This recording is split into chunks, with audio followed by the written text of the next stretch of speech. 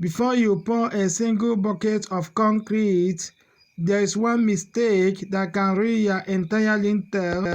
Do you know that a poorly set up lintel formwork can lead to sagging of the lintel beam, uneven lintels, wasted materials, and even costly repairs and serious structural problems? Okay, so alright, in this step-by-step guide, I will show you exactly how to set up lintel formwork correctly.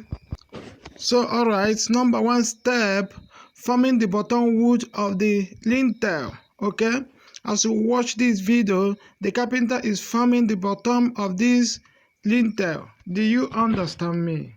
So alright, for convenience purpose, you have to form the wood on the ground. Okay, so after forming it, you can carefully and safely place it in the position of that lintel. Okay, you should note, however, that the width of this wood is within the size of the lintel.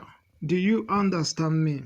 Just for instance, the block we are using for this lintel is 6 inches. Okay, so this bottom wood should also be 6 inches. I mean the width. Do you understand me? It is not like any other plank. It has been carefully sorted out and sawed in the market. Do you understand me? So just like I said, you have to form it very well. After you have formed it, then you have to carefully place it. Do you understand me? Okay, so alright, before you form the bottom wood of this lintel, you have to note the following. Okay, so number one, you have to carefully measure the length of the lintel. Okay, so before the carpenter should cut, he must have measured the length of the lintel. Okay, so number two, you have to use the wood that has the same width with the lintel. Do you understand me? Okay, so number two step is to take the level of your lintel. Do you understand me? So I want you to watch this video very well. Okay, taking the level is one of the most crucial aspects of this lintel. Okay, here we use spirit level, that is known as plumb, to take the level of this lintel. Do you understand me? I want you to watch it very well. Okay, I hope you are seeing the way it is being done. We have to place the spirit level on top of the bottom wood of the lintel. Okay, so when you place it on top of the wood, then you'll be adjusting the wood, okay, side by side, while your eyes is fixed on the spirit level. I hope you are seeing the way the carpenter is doing it. I want you to watch the video very well. Okay, he will be adjusting it side by side, making sure that something is in alignment. It is very, very important. Okay, just like I said, this is the most crucial aspect of this lintel. If you do not plumb your lintel very well, the lintel will be out of alignment. Okay, it will be truncated. Do you understand me? Watch it. Okay, the carpenter has placed the spirit level and his eyes is fixed on the spirit level, and his hand with his hammer adjusting the wood of the lintel small. Okay, he'll be doing it, tapping it gently until he gets the actual level. Do you understand me? So alright, someone is asking, what are the implications of not plumbing your lintel very well? So I want you to pay attention. Okay, so number one, you will find it very difficult to install your windows and doors. Okay, so because the lintel was not plumbed very well, then it will not be square, certainly. Do you understand me? So installing your windows and their doors, you will find it very difficult. Okay, it will not be at good level. So I want you to note this. It will now create more work for the people that will install the windows and the doors. So number two implications is that the appearance will look very poor. It will look very poor, okay? Because the lintel will be twisted, it will be uneven, okay? When you remove the wood after casting, you will look at it and you will discover that it will look very poor. It will look tilted. That's very bad work. So you have to do your lintel very well. You have to plumb it very well. Do you understand me? Okay? So I want you to note these things.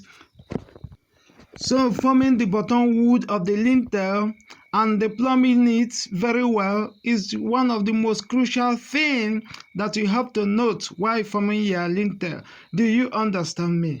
So we are still looking at the implications, okay? So I want you to pay attention. Do you understand me? So number three implications of not plumbing your lintel very well is that it will create additional work for you, okay? So I want you to watch how it is being plumbed carefully, okay? The eyes of the carpenter is fixed on the spirit level and he will be adjusting it very well, okay? This is not rocket science. These are the things you have to note at sight. Do you understand me? If you don't do this thing very well, it will create additional work for you. That additional work might result, okay, by chiseling the bumpy aspects and the things like that. Do you understand me? So number four implications is that the walls above the lintels will be crooked. Do you understand me? It will not be straight, okay? Because the lintel below it is not straight. It's just simple as that. It will not require a skillful mason to correct it. Do you see it? So you have to do the right thing, okay? So the 10th step in forming your lintel, okay, is to start covering the sides with board. Do you understand me?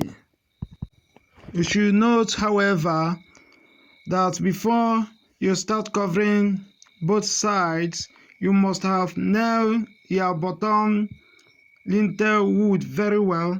Nail it very well before you start covering the sides, because if you don't nail the bottom wood of the lintel, okay, very well, then while placing the board both sides, something will move out of alignment. These are the key things you have to note. Do you understand me? Okay, so I want you to watch this video very well, okay? Just like I said, we are in the process of boarding the lintel both sides. Do you understand me? So I want you to watch it very well, okay? So before you nail it, okay, you have to measure the total length of the lintel and even beyond. As you watch this video, okay, then you cut it out and they place it and nail it very well, okay? Then if you are nailing it, you have to note these things as well, okay?